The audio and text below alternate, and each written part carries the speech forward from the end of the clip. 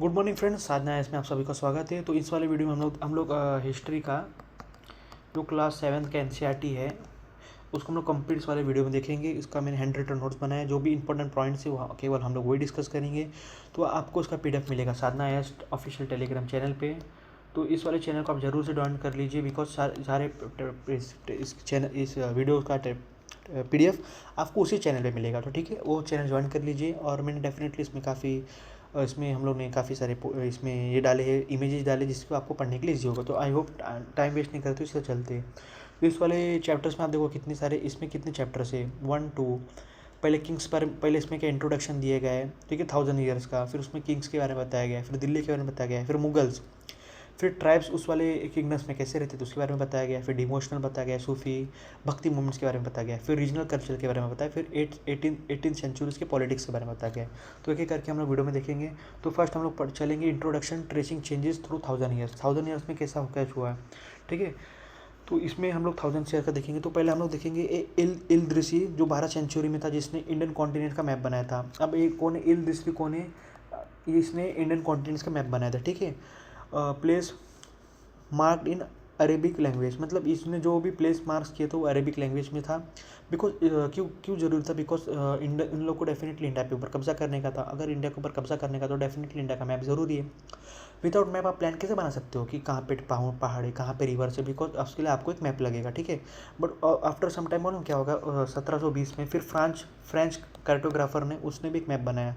उसका नाम रखा एटलस नोवी ग्यूलिमेली डी इस्लाम। ये देखो फ्रेंच नेम ऐसी होते हैं, ठीक है। बस आप याद में रखना कि 1920 में एक फ्रेंच कार्टोग्राफर ने बनाया, उसका नाम क्या था, एटलस नोवी ऑफ ग्यूलिमेली डी इल्यू, ठीक है, इसका नाम ये था। आप इतना याद रखना, आगे चलेंगे, ठीक है, इतना समझा।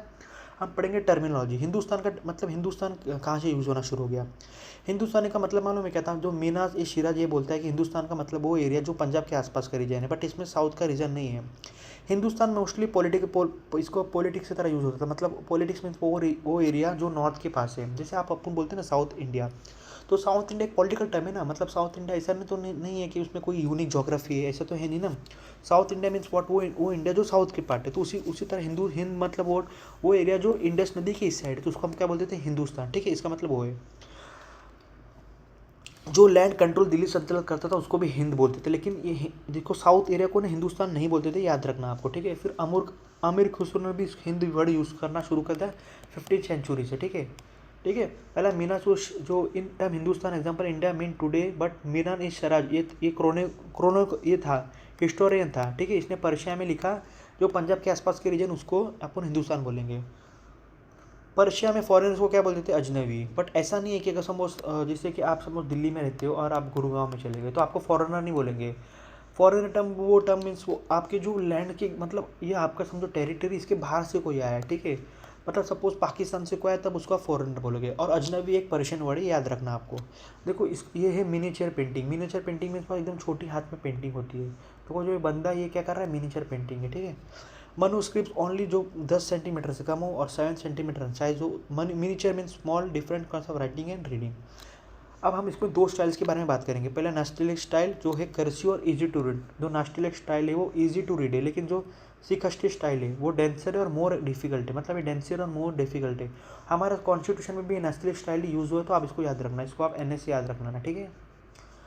क्रोनिक्स मतलब देखो, जो जियादुन बरनी है 15वीं सेंचुरी में, जो जियादुन बरनी है उसने क्या लिखा था, उसने क्रॉनिकल लिखा 1556 में लिखा, और उसके बाद उसने 2 वर्जन और लिखे हैं। तो देखो यूपी से आपको ये पूछेगा तो जियादुन बरनी कौन है, बोलेंगे ये एक फाइटर है, एक कोर्ट का पोएट है, ये क्या है, तो आप बोलोगे नो ये एक हिस्टोरियन है। मतलब एक कोर्ट पोएट है, मतलब एक कोर्ट की हिस्ट्री के बारे में लिखा था, ठीक है। अब ये इंपॉर्टेंट आप देख लेना, potatoes, corn, chilli, tea and coffee, सारे फॉरेन प्रोडक्ट्स है, ठीक है। देखो टी और कॉफ़ी तो वैसा रखना कि जो कॉफ़ी वो इथियोपिया से आया है, जो टी है वो चाइना से आया है।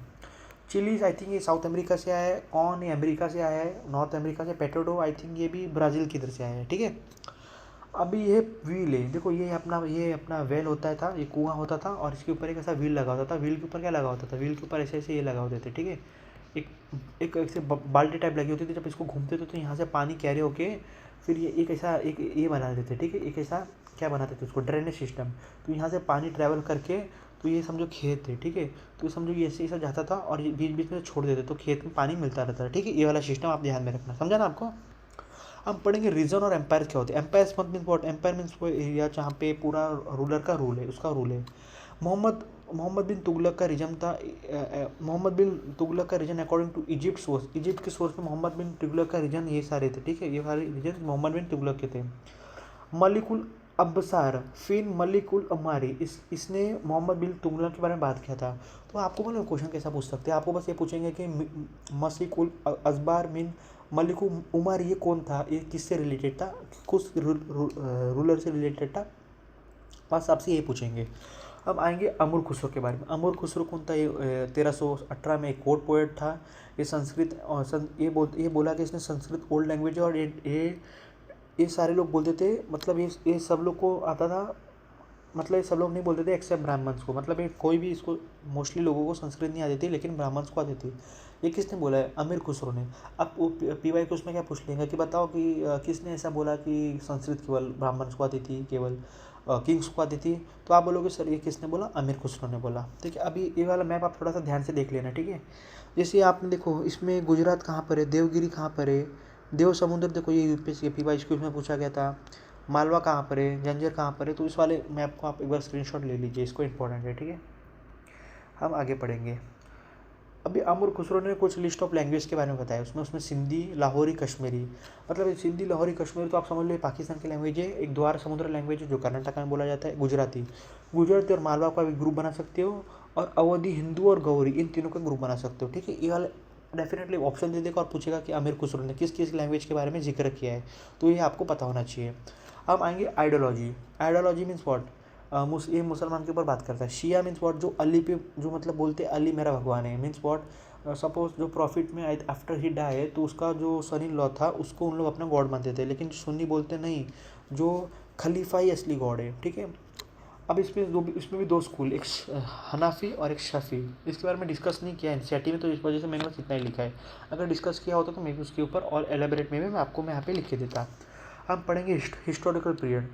दो अभी आपको पीवाई को पूछ लेगा कि किसने हिस्ट्री को डिवाइड किया, एशियंट हिस्ट्री को हिंदू हिस्ट्री, मिडिवल को मुसलमान, और मॉडर्न को ब्रिटिशर्स। तो ये आप बोलोगे सर इसने किसने किया, हिस्टोरिकल पीरियड इसने ये ब्रिटिशर्स ने किया है।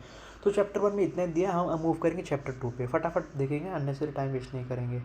चैप्टर 2 में किंग्स और किंगडम्स के बारे में बात किया गया है। किंग्स के सबॉर्डिनेट्स को क्या बोलते थे, समंता। अगर किंग कमज़ोर हो गया तो ये समंता महासमंता बन जाते थे, ठीक है। और ये समंता का काम क्या था, ये समंता का काम था कि किंग्स को सोल्जर प्रोवाइड करना, किंग्स को मंथली टैक्स देना। और ये समंता क्या करता था कि इनको कोई भी लैंड असाइन कर देता था, इनका वहाँ पे मेन रूल था कि टैक्स कलेक्ट करना, लॉ एंड ऑर्डर को मेंटेन करना, इनका यही काम था, ठीक है। तो 8th सेंचुरी में ना 3 किंगडम्स के बीच में काफ़ी लड़ाई हुआ, तो इसको आप ध्यान में रखना, पाला, चौहान एंड राष्ट्रकूटा। तो जो ये बॉर्डर दिख रही ना, ये इसको फ्रंटियर बोलते थे, मतलब किसके टाइम पे किसका ये हो जाता था, किस टाइम पे पाला इधर चल जाते थे, किस टाइम पे राष्ट्रकूट इधर चल जाते थे, मीन जो रूलर वीक हुआ वो दूसरे का लैंड कब्जा कर लिया। तो पाला, अब बंगाल, BANGAL, बंगाल से PL से पाला, ऐसा याद रख लेना, ठीक है। राष्ट्र महाराष्ट्र, और चौहान आपको मालूम है, चौहान मोस्टली पृथ्वीराज चौहान कहाँ के थे, तो आप बोलेगे सर वो तो राजस्थान के थे। तो इसमें ना इसमें इंपॉर्टेंट एरियाज देख लो, उत्कल उड़ीसा को बोलते थे, कलिंगा यहाँ पे बोलते थे, ईस्टर्न चालुक्य इस वाले रीजन में थे, मालखंड, मानेकत ये कैपिटल था राष्ट्रकूटा का। अनरता, अभी आपको दे देगा कि अनरता कौन से रीजन में है, तो आप बोलोगे सर अनरता ये गुजरात, अनरता अनंत अंबानी, यहाँ पे अवंतरा बनाना आप इसे याद कर सकते हो, ठीक है। एरिया ऑफ मनुसरा में मतलब मरुस्थल मतलब रेगिस्तान। बनारस सबको मालूम है, कन्नौज सबको मालूम है यहाँ पर है। चौहान इंद्रप्रस्थ दिल्ली को बोलते थे, अरब सब मुल्तान यहाँ पे है, सियाज कश्मीर, ठीक है। इस वाले मैप को आई होप आपको क्लियर हो गया होगा। अब आएंगे राष्ट्रकूटा किसके सबऑर्डिनेट्स थे, आप बोलोगे राष्ट्रकूटा सबऑर्डिनेट्स थे चालुक्य के, ठीक है। किसके सबऑर्डिनेट्स थे, चालुक्य के। डंडीकुर ने 8th सेंचुरी में राष्ट्रकूटा डायनेस्टी स्टैब्लिश की, ठीक है।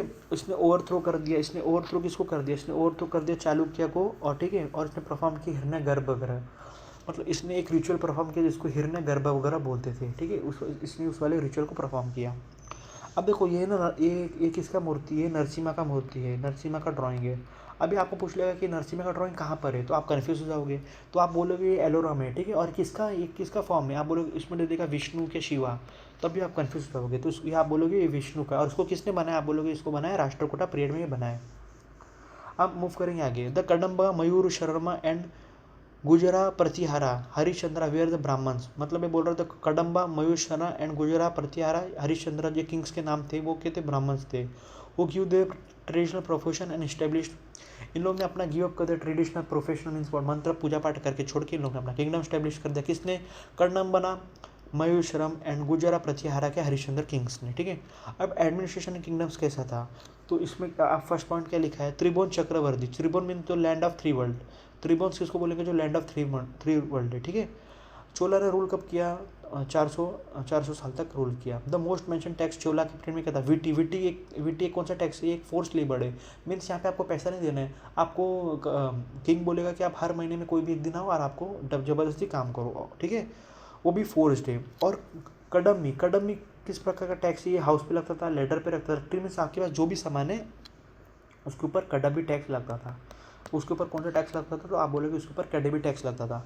हम आएंगे नागभट्टा एक प्रतिहारा किंग्स था। इसने एक परिस्थिति मीन्स वॉट, क्रिंग की मतलब क्रिंग, इसमें किंग्स की प्रशंसा होती थी, उन लोगों ने बड़े बड़े काम किए, ठीक है। वो ना ये क्या करते थे मालूम है, एक इधर भी एक इंपॉर्टेंट प्लेस पे अपना ये सब लिखा देते थे कि मैंने इस राजा को हराया, मैंने उस राजा को हराया।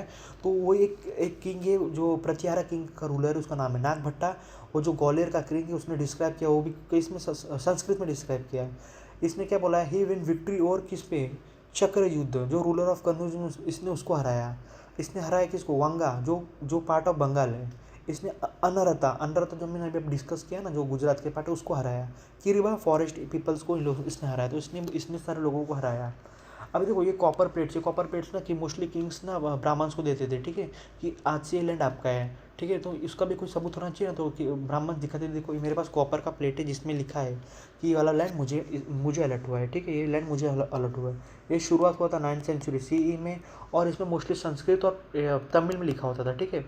यहाँ मैं तमिलनाडु का बात कर रहा हूँ, ठीक है। इसमें रॉयल सील होता था मोस्टली। 12 सेंचुरी में ऑथर कलाना जो कश्मीर के थे उसने कंपोज किया था बहुत सारे पोएम्स इन संस्कृत में। ये सीधा किंग्स को क्रिटिसाइज करता था, बट मोस्टली जो कोर्ट पोइट्स है ना किंग को क्रिटिसाइज नहीं करते थे, वो किंग्स की तारीफ ही करते थे। ऑफकोर्स उनको डेफिनेटली लैंड ग्रांट्स मिल जाते थे, उनको अच्छे बेनिफिट्स मिलते थे, डेट रीजन।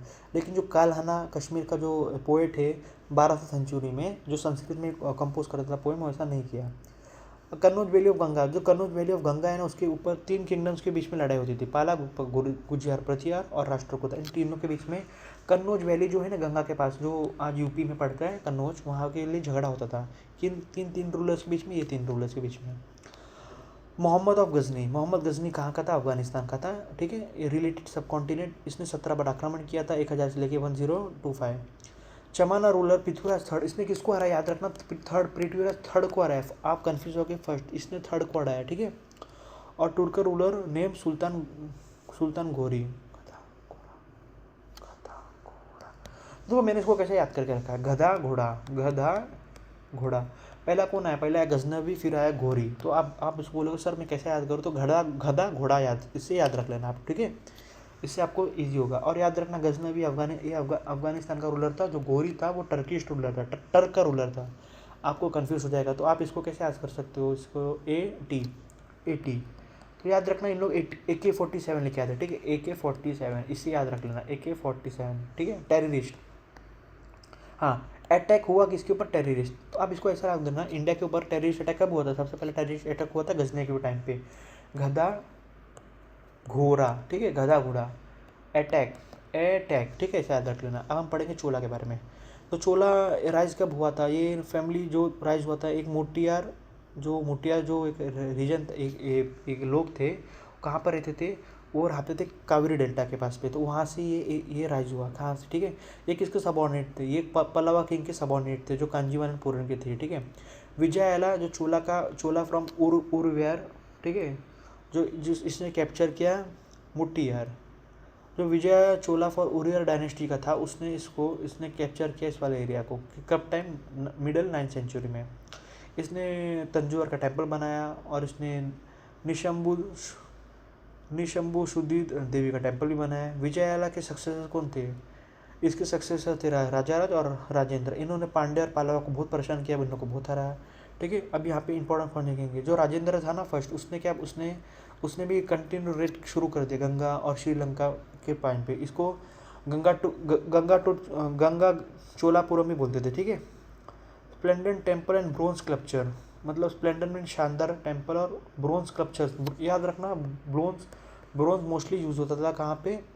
चोला के पास में। ठीक है, big temples of Tanjore and Gangaikonda Cholapuram built by Rajaraja and Rajendra. Chola वो use bronze metal to make image. ठीक है, देखो वो क्या शानदार मंदिर बना के रखा है, देखो दिल खुश हो जाएगा।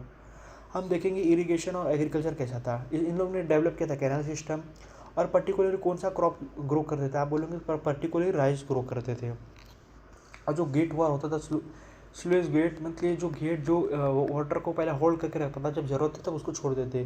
तो ये मोस्टली वुडन और लकड़ी का, मोस्टली वुडन और मेटल का बना होता था। ठीक है, is commonly use to control water level and flow rate in river और कैनल्स। अब इसका एडमिनिस्ट्रेशन कैसा था इस वाले रीजन में? तो सेटलमेंट ऑफ पीजन्स को क्या बोलते थे? उर। सेटलमेंट ऑफ पीजन मीन्स किसान के सेटलमेंट्स को क्या बोलते थे? उर बोलते थे। ग्रुप ऑफ विलेज को क्या बोलते थे? नाडू। ग्रुप ऑफ विलेज को क्या बोलते थे? Nadu. Chola owner give title to rich land owners. जो मूवेंडे वेलन किसको बोलते थे? जो थ्री किंग्स। ठीक है, मतलब जो बंदा जो 3 एरियाज को कंट्रोल करता था उसको बोलते थे Muvendavelan. Araiyar means for chief. Araiyar का मतलब होता था चीफ। ब्राह्मण्स को लैंड मिलता था near Kaveri delta, that is इधर दो लार्ज नंबर ऑफ ब्राह्मण्स ना वो कावेरी डेल्टा के इधर शिफ्ट हो गए। एसोसिएशन ऑफ ट्रेडर्स को क्या बोलते थे मालूम? एसोसिएशन ऑफ ट्रेडर्स को नागारम बोलते थे। पीजेंट्स के एरिया को बोलते थे उर, जहाँ पे ग्रुप ऑफ विलेजेस रहते थे उसको नाडू बोलते थे, और जहाँ जो 3 रूजल का राजा उसको मूवडिवेलन बोलते थे, एरियर को किंग बोलते थे। हम पढ़ेंगे टाइप्स ऑफ लैंड जो ना चोला ना लोगों को देते थे। वेलंग वगई किसको देते थे मालूम है? जो नॉन ब्राह्मण पेजेंट्स, जो ब्राह्मण्स नहीं थे उसको जो लैंड मिलता था ना तो उसको बोलते थे वेलंग वेगई। पाली चदमन और जैन टेम्पल्स को टेम्पल बनाने के लिए लैंड मिलता था। तिरुनामा टुकनी, इसको देखो आप तिरुपति से याद करना, तिरुपति के एक टेम्पल है उसको आप तिरुपति से याद कर लेना। ठीक है, उत्तरा मेरोर क्या है? उत्तरा मेरोर एक इंस्क्रिप्शन है जो चिंगपल्ली डिस्ट्रिक्ट ऑफ तमिलनाडु में लिखा है। इसमें ने लिखा है सभा के मेंबर्स कौन कौन बन सकते हैं। ठीक है, जो सभा के मेंबर्स कौन कौन बन सकते हैं, तो इसमें लिखा है कि जो 35 से 70 साल की उम्र में उसको वही सभा का मेंबर बन सकता है, जिसको वेदा का ज्ञान है, जो किसी भी कमेटी का 3 साल से, मतलब जो भी अगर कोई एट लास्ट, मतलब कोई लास्ट 3 साल से कोई कमेटी का मेंबर है तो वो मेंबर नहीं बन सकता है। अगर आपके कोई मेंबर्स इलेक्शन में लड़ रहे तो तब भी आप नहीं बन सकते हो। ठीक है, ये कहाँ पे लिखा है? ये लिखा है पेरापुरम 12 सेंचुरी तमिल वर्क में, जिसमें ऑर्डिनरी लाइफ्स के बारे में लिखा है। ठीक है, अभी ये बहुत इंपॉर्टेंट पॉइंट्स है यहाँ पे। एडनोर एक जगह है। ठीक है, वहाँ स्मॉल हेलमेट है, वहाँ पे पुलवाए नाम के लोग रहते, उसको अनटचेबल्स बोलते थे ब्राह्मण्स। ठीक है, ब्राह्मण्स इन लोगों को क्या बोलते थे? अनटचेबल। तो इस वाले लेक्चर्स में इतना ही रखते हैं। ऑफकोर्स वीडियो लंबी होती जा रही है, तो हम लोग इसमें 2 चैप्टर जिसमें हम लोग ने रीड किया है, और आने वाले टाइम में हम लोग और चैप्टर्स लर्न पढ़ेंगे। इसका PDF आपको साधना एस ऑनलाइन टेलीग्राम चैनल में मिल जाएगा। तो आई होप आपको सब कुछ क्लियर हो गया होगा। तब तक के लिए स्टे ट्यून्ड। जय हिंद, थैंक यू।